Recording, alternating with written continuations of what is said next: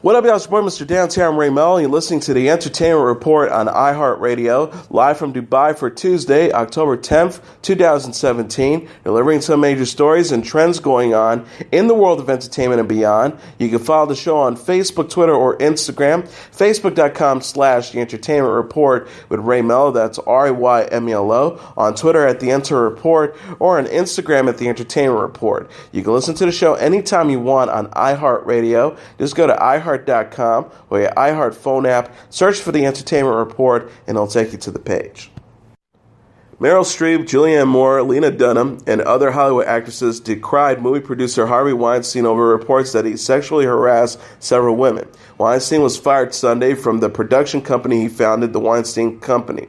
Several women, including actresses Ashley Judd and Rose McGowan, were among those named in a New York Times report on Weinstein's behavior. Streep said in a statement Monday that the disgraceful news about Harvey Weinstein has appalled those of us who worked he championed and those whose good and worthy cause he supported.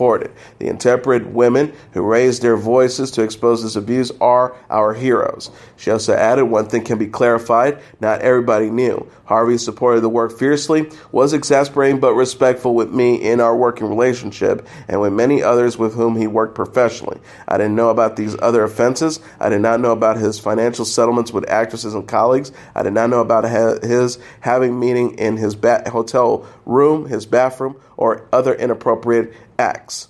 Streep also included by adding, the behavior is inexcusable, but the abuse of power familiar. Each brave voice that is raised, heard, and credited by our watchdog media will ultimately change the game. Streep worked with Weinstein on films including August Osage County and The Iron Lady, which earned Streep a Golden Globe for Best Actress in 2012. During her acceptance speech, Streep referred to Weinstein as God and the Punisher. On Twitter, Julianne Moore applauded Judd and McGowan for coming forward with their stories. She tweeted, coming forward about sexual abuse and coercion is scary and women have nothing to be gained personally by doing so. Moore also added, but through their bravery, we move forward as a culture, and I thank them. Stand with at Ashley Judd, at Rose McGowan, and at others. Dunham criticized the Weinstein Company, writing, easy to think the Weinstein Company took swift action, but this has actually been the slowest action because they always knew. Other stars who shared their thoughts on social media included Michael Keaton, Heather Graham, and longtime Weinstein collaborator director Kevin Smith. Keaton tweeted, H. Weinstein, yikes, disgusting and creepy. So is the leader of the free world, by the way. Graham posted, women speak about sexual harassment, plus Harvey Weinstein gets fired. That is the best and most inspiring news story I've seen in a while. Smith added, he financed the first 14 years of my career, and now I know while I was profiting, others were in terrible pain. It makes me feel ashamed. A new official trailer for Star Wars The Last Jedi debuted Monday night. The 2.5-minute preview showed Daisy Ridley's Rey training with Mark Hamill's Luke Skywalker, but it ends with her saying, I need someone to show me my place in all this. And it is Adam Driver's villain Kylo Ren, Luke's nephew, and the killer of Harrison Ford's Han Solo, who is seen holding out his hand to Rey. The clip got about 500,000 views in the first hour it was on YouTube. Directed by Rian Johnson, the movie is due in theaters December 15th. It co-stars the late Carrie Fisher, John Boyega, Oscar Isaac, Andy Serkis, Lupita Nyong'o, Domhnall Gleeson, Anthony Daniels, and Gwendoline Christie. In a related story, Star Wars The Last Jedi director Rian Johnson warned a fan on Twitter Sunday about viewing this film's upcoming trailer due to spoilers. Johnson wrote in response to a fan asking how the trailer relates to comments he made in August about avoiding all marketing for The Last Jedi. I am legitimately torn. If you want to come in clean, absolutely avoid it, but it's good. The trailer was released during halftime of ESPN's Monday Night Football between the Minnesota Vikings and the Chicago Bears. After the trailer was aired, tickets for the sequel to The Force Awakens went on sale. In September, Star Wars star Mark Hamill teased that the clip would be shown during the game. Notably, a new trailer for The Force Awakens was released during an October airing of Monday Night Football in 2015. Dwayne Johnson and Jason Statham's Fast and Furious spin-off film is set to be released in theaters July 26, 2019. Universal has dated the project after recently delaying the release of Fast and Furious 9 1 year to April 10, 2020. The spin-off film, being written by franchise screenwriter Chris Morgan, will feature Johnson and Statham reprising their Fast and Furious roles as Special Agents Hobbs and skilled criminal Deckard Shaw as they team up on an undisclosed mission.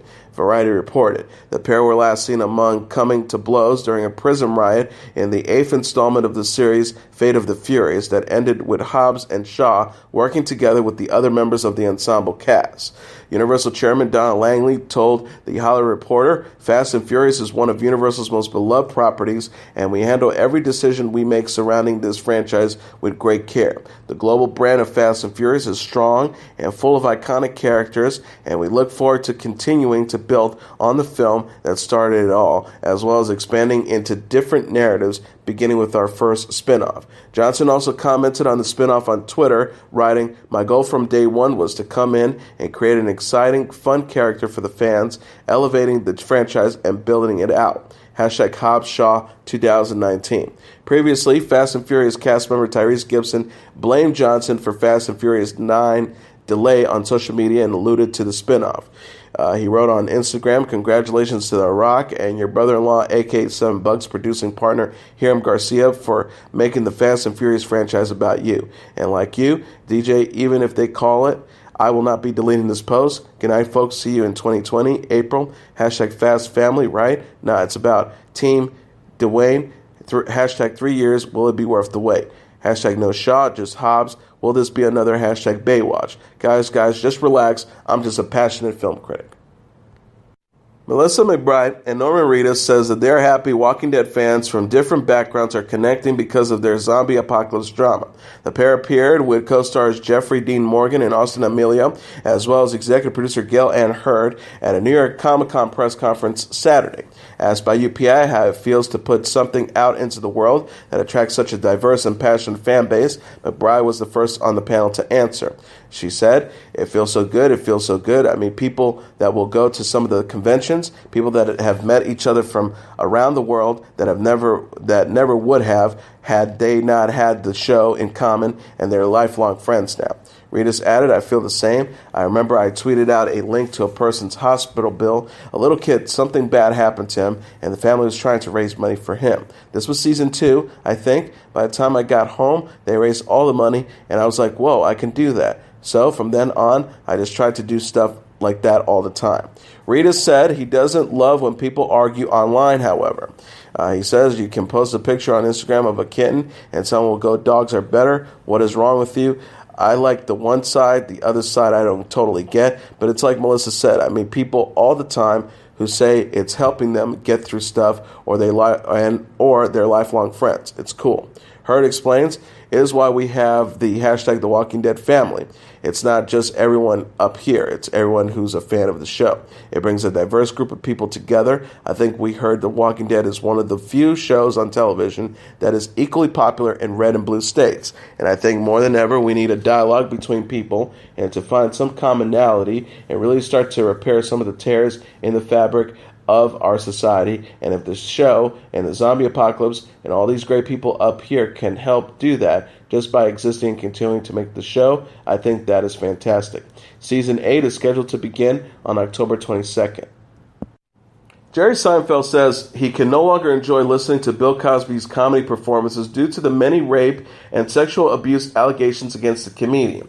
Speaking at an event at the New York Society for Ethical Culture Friday night, Seinfeld elaborated on comments he made during an appearance on The Late Show with Stephen Colbert last month, in which the two briefly discussed Cosby, a comedian they both greatly admired growing up. Colbert said he couldn't listen to Cosby anymore, while Seinfeld says he could. Seinfeld said, according to Variety, "I kind of thought that I would separate comedy from life because so many comedians have horrible lives, and they oftentimes people you don't admire or they're not likable. And I didn't want that to ruin my appreciation of their comedy. But I had to admit, as Stephen Colbert and I discussed it, the more I thought about it, I couldn't listen to Cosby's work and enjoy it the same way that I did before, and I was not able to separate it. So the wall kind of caved in." According to Deadline, he added, "But so many comedians have horrible lives you don't admire. If you knew everything about everyone, you wouldn't like anyone." Prince Harry gave a speech Monday at the Ministry of Defense in London where he discussed improving the mental health of those in the armed forces. The speech was given to help launch a new partnership with the Ministry of Defense to help create a, quote, more confident, focused, and ultimately more combat-ready military. Prince Harry began by saying, my 10 years in the Army taught me a great deal. I learned about the true meaning of service, duty, resilience, and dedication. But in many ways, I have learned about the sacrifices our servicemen and women make for us all since I left the Army and continue my work with the Invictus Games. Having stepped back from day-to-day Army life has allowed me to think carefully about how we prepare, support, and care for those who wear the uniform. He continued by saying, quite simply, these men and women are prized assets which need to be continually invested in. We surely have to think of them as high-performance athletes carrying all their kit, equipment, and a rifle. Crucially, fighting fitness is not just about physical fitness, it's just as much about mental fitness, too.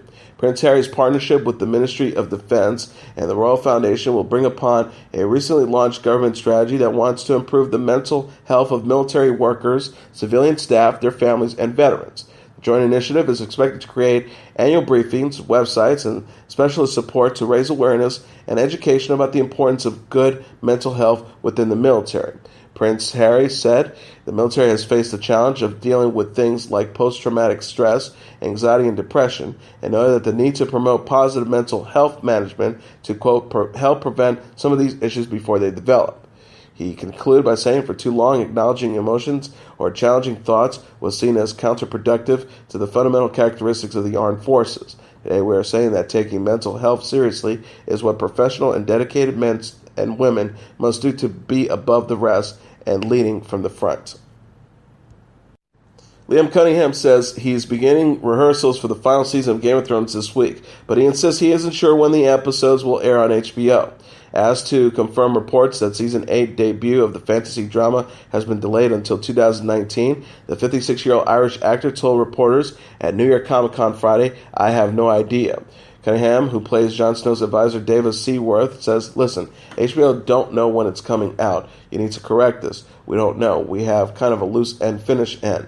But let me tell you exactly how things are. I have 6 scripts on my computer that I can't open because of all the security levels on it and because of the 5-hour difference, and we were supposed to get them early on this week, but they were obviously finishing up whatever little rewrites they were doing, so we just got them. Cunningham says he plans to leave Comic-Con and head back to Belfast, where the Game of Thrones cast was scheduled to read through the scripts together before starting rehearsals this week, with shooting slated to begin October 16th through the 19th. He says the end date, even from the producer's side, has not been decided yet. He also added, God bless HBO and everybody involved in this. They don't want to do this story a disservice. They're throwing the kitchen sink at this thing to go out because the star of the show is the show. It's not anyone in it. It's not even David Benioff and Dan Weiss. It's not George R.R. Martin. It's a collective effort, and we just all feel blessed to be part of it. Generally, it's a thing I'm going to be incredibly proud of for the rest of my life because of the caliber of the people I'm working with and the quality of the scripts and the trouble we've caused and the joy we've brought and the heartache we've caused and all that sort of stuff. It's wonderful. Cunningham also will be seen in an episode of Amazon's 2018 anthology series, Philip K. Dick's Electric Dreams. The late Anton Yelchin was honored by family and friends, including Zoe Saldana, at a ceremony that featured the unveiling of a statue made in the actor's likeness. Saldana, who starred alongside Yelchin in a trio of Star Trek films, said at the event, it's a bittersweet moment because we're here for Anton and he's not here with us. She also added, but it alleviates my heart knowing that we'll keep him alive. We're going to keep remembering him in the hopes that by practicing all the things he believed in and remembering all the love that he gave us and all the joy he gave us, we're able to just keep him here with us. So that was said before reading a chapter on friendship from The Prophet by Kahal Gibran. She says, ever since I read that chapter about friendship, that is the one thing I always try to seek in people, and when I find human beings who truly understand the meaning of friendship, I'm moved and inspired. Other stars who attended the event include Jennifer Lawrence, John Voight, director Fred Parnes, Demi Moore, and her daughter Rumor Willis. along with Star Trek director J.J. Abrams and co-star Simon Pegg. Yelchin died in June 2016 at the age of 27 after he was pinned by his car outside his home in Studio City, California. The statue, created by sculptor Nick Mara and FX artist Greg Nicotero, is located at the Hollywood Forever Cemetery in Los Angeles. Yelchin's mother, Irina, also delivered a speech about the Anton Yelchin Foundation, which helps young artists, quote, who face career challenges due to debilitating disease or disability. Irina says, "We want to keep Anton's spirit, his legacy, alive for many, many years to come." American Horror Story co-creator Ryan Murphy says he's edited Tuesday's episode of Cult that features a mass shooting to make it less graphic after the Las Vegas attack. Murphy described the decision Saturday during a panel discussion at the New Yorker Festival. After a gunman in Las Vegas killed 58 people and injured 500 more on October 1st, Murphy decided to make the show set to air Tuesday less graphic. Murphy says, "I just made the decision that I'm going to have all of that violence be shown from most of the part off camera."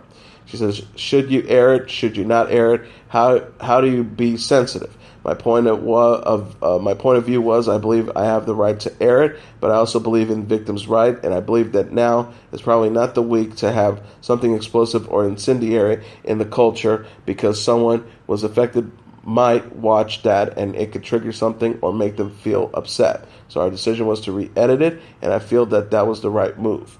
He also added, "Nobody ever talks about victims' rights. That's sort of a weird emotional discussion that never is bridged.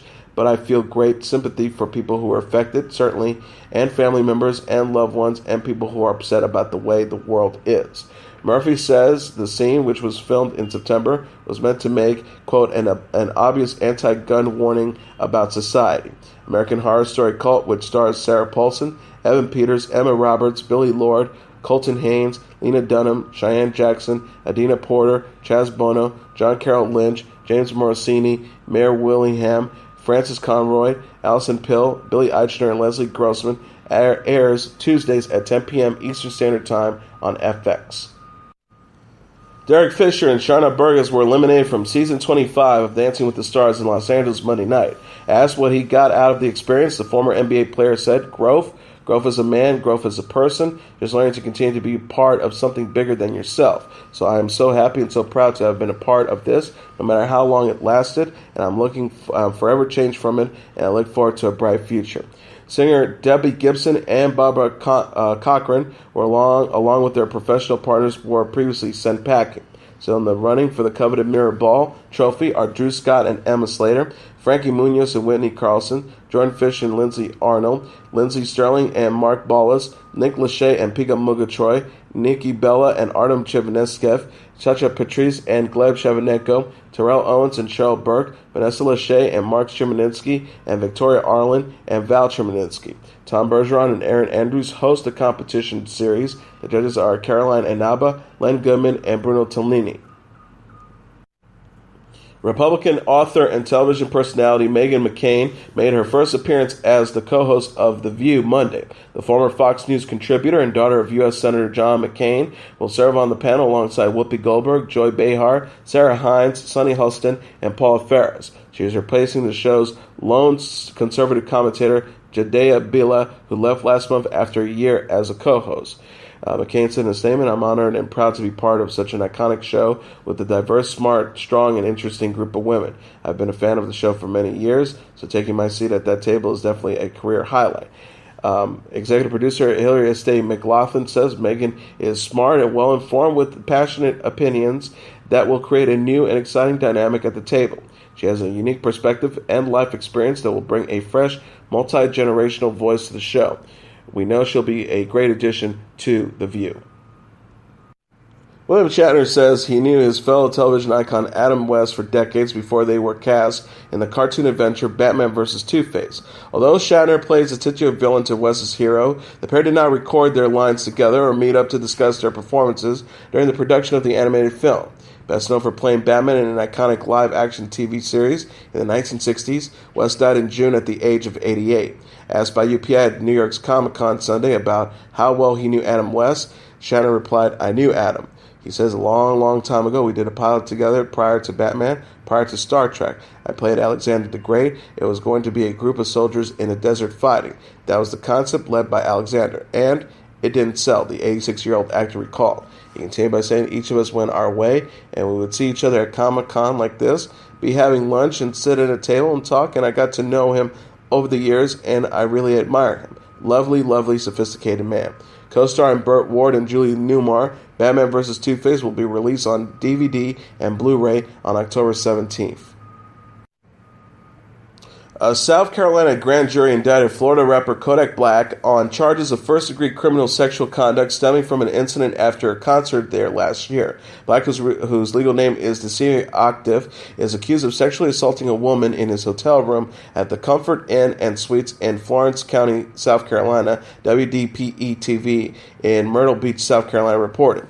The 20-year-old rapper, whose latest album, Project Baby 2, hit the top spot of the Billboard hip-hop albums charts in August, faces up to 30 years in prison if convicted. Ed Clements, the 12th Circuit solicitor in Florence County, told the Sun-Sentinel that prosecutors plan to go on trial, but a date has not yet been released. According to an arrest report, a woman and a friend were invited to Black's hotel room after a concert in February 2016. The woman told the police that Black brought her into a separate room and became physically aggressive with her as he allegedly carried on the sexual assault while she said no several times. Black was arrested in May 2016 and was released on bail in December. And finally, Ariana Grande displayed her new gray hair look on Instagram, assuring fans that the new color was not purple. The pop star captioned a selfie, "By the way, it's gray," of her new hairstyle in reference to how some fans were describing her hair as purple. The photo features Grande staring into the camera as pink hearts appear at the top of her head. Grande also displayed the new look alongside a photo of herself posing with a group of friends and her boyfriend, rapper Mac Miller.